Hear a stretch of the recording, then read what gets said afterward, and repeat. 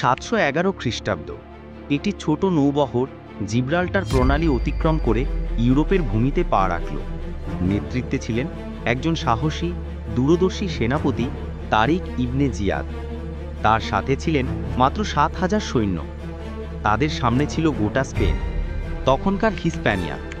এই অভিযানের মধ্য দিয়েই সূচনা হয় এক বিস্ময়কর অধ্যায়ের, ইসলামিক স্পেন বা আল আন্দালুস।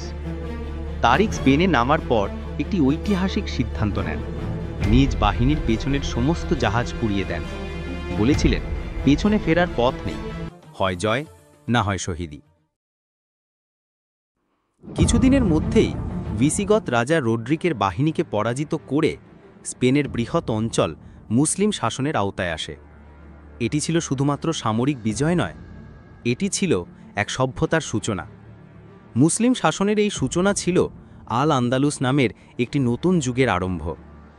তারিকের বিজয়ের পরে আসেন আফ্রিকা থেকে মুসা বিন নুসাইর। তার দক্ষ প্রশাসনের মাধ্যমে আন্দালুসে ইসলামিক শাসন আরও সুসংগঠিত হয়।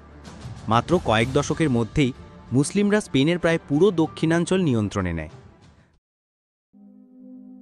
তারা শুধু যুদ্ধ করেনি, তারা শাসন গঠন করেছে, শিক্ষা, সংস্কৃতি ও বিজ্ঞানকে গুরুত্ব দিয়েছে। আন্দালুস হয়ে ওঠে ইউরোপের জন্য জ্ঞানের এক আলোকবর্তিকা। বিশেষ করে কর্ডোবা, সেভিল ও গ্রানাডা, এই তিনটি শহর হয়ে ওঠে বৈশ্বিক সভ্যতার কেন্দ্র। 10ম শতকে কর্ডোবা ছিল বিশ্বের অন্যতম বড় শহর। এখানে ছিল পাকা রাস্তা, উন্নত নিকাশি ব্যবস্থা, রাত্রিকালীন আলোর ব্যবস্থা, আর লাইব্রেরিতে ছিল 4 লক্ষেরও বেশি বই, যখন পুরো ইউরোপ ছিল অন্ধকার যুগে। এই সময় জন্ম নেন অসাধারণ মুসলিম মনীষীরা। ইবনে রুশদ, যাকে ইউরোপ চেনে অ্যাভেরোয়েস নামে, ছিলেন একাধারে দার্শনিক, চিকিৎসক ও ফিজিসিস্ট। ইবনে হাজম ছিলেন সাহিত্যিক ও চিন্তাবিদ। আল জাহরাউই ছিলেন আধুনিক অস্ত্রোপচারের পথিকৃৎ, যিনি 200টিরও বেশি অস্ত্রোপচারের যন্ত্র আবিষ্কার করেন। এই জ্ঞানচর্চা শুধু মুসলিম সমাজে সীমাবদ্ধ ছিল না, খ্রিস্টান, ইহুদিরাও এখানে শিক্ষা গ্রহণ করত, গবেষণা করত। আন্দালুসে ধর্ম বর্ণ নির্বিশেষে সহবস্থান ছিল। খ্রিস্টান, ইহুদি ও মুসলিম 3 ধর্মের মানুষ একসঙ্গে বসবাস করত শান্তিপূর্ণভাবে।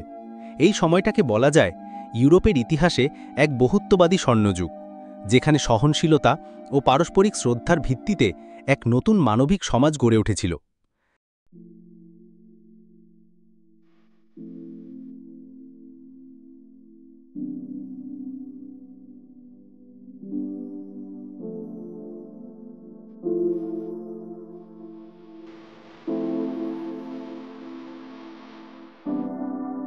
স্থাপত্য শৈলীতেও আল আন্দালুস ছিল অসাধারণ। কর্ডোবার মসজিদ, যার নির্মাণ শৈলী এখনও পর্যটকদের বিমুগ্ধ করে। আলহামরা প্রাসাদ, যার দেয়ালে লেখা ছিল লা গালিব ইল্লাল্লাহ, অর্থাৎ আল্লাহ ছাড়া কোনো বিজয় নেই। এগুলি ছিল ধর্মীয় স্থানের চেয়েও বেশি। এগুলি ছিল শিল্প, বিজ্ঞান, সৌন্দর্য ও বিশ্বাসের এক মিলিত রূপ। কিন্তু ইতিহাস সবসময় সরল রেখায় চলে না। একাদশ শতক থেকে মুসলিম শাসনে দুর্বলতা দেখা দেয়। একটি শক্তিশালী খিলাফাতের জায়গায় গড়ে ওঠে ছোট ছোট রাজ্য, যাদের বলা হয় তায়েফা। এই বিভাজনের সুযোগ নেয় উত্তর স্পেনের খ্রিস্টান রাজারা।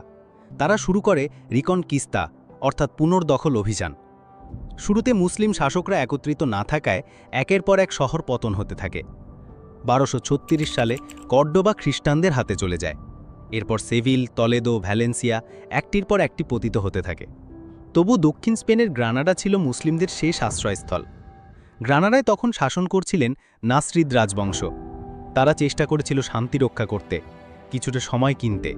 তারা খ্রিস্টান রাজাদের সঙ্গে চুক্তি করে কিছু সময়ের জন্য শাসন চালিয়ে যান, কিন্তু শেষ রক্ষা হয়নি।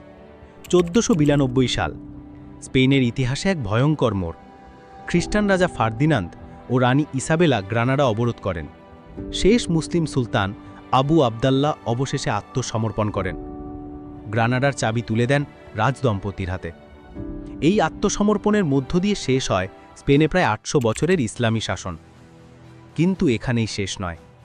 গ্রানাডা পতনের পর শুরু হয় এক ভয়ঙ্কর অধ্যায়, ধর্মীয় নিপীড়ন, অত্যাচার এবং জোরপূর্বক ধর্মান্তর। হাজার হাজার মুসলিম ও ইহুদিকে খ্রিস্টধর্ম গ্রহণে বাধ্য করা হয়। অনেকে নিহত হন, অনেকে নির্বাসনে যান। বিশ্ব ইতিহাসে এটি ছিল এক বৃহৎ বুদ্ধিজীবী ও কুসংস্কার বিনাশের ঘটনা। আজকের স্পেনে অনেক মসজিদ রূপান্তরিত হয়েছে গির্জায়। আল আন্দালুসের সেই জ্ঞানকেন্দ্রগুলো এখন কেবল ইতিহাসের নীরব সাক্ষী। তবুও কর্ডোবার মিনার, আলহামরার দেয়াল, সেই পাথরে খোদাই করা কোরআনের আয়াত, সবকিছু আজও গর্বের সাথে দাঁড়িয়ে আছে, একসময়ের গৌরবগাথা আমাদের মনে করিয়ে দিতে। আল আন্দালুস আমাদের শেখায়, সভ্যতা কেবল যুদ্ধ আর বিজয়ের মাধ্যমে গড়ে ওঠে না। সভ্যতা গড়ে ওঠে জ্ঞান, সহনশীলতা, সহাবস্থান আর সৌন্দর্যের চর্চা দিয়ে। একটা সময় ছিল যখন ইউরোপ অন্ধকারে ডুবেছিল, আর স্পেনের মাটিতে আলো ছড়াচ্ছিল আল আন্দালুস, যেখানে পাঠশালা ছিল, গবেষণাগার ছিল, শিল্পীর চর্চা ছিল, আর ছিল এক মানবিক মূল্যবোধের সমাজ।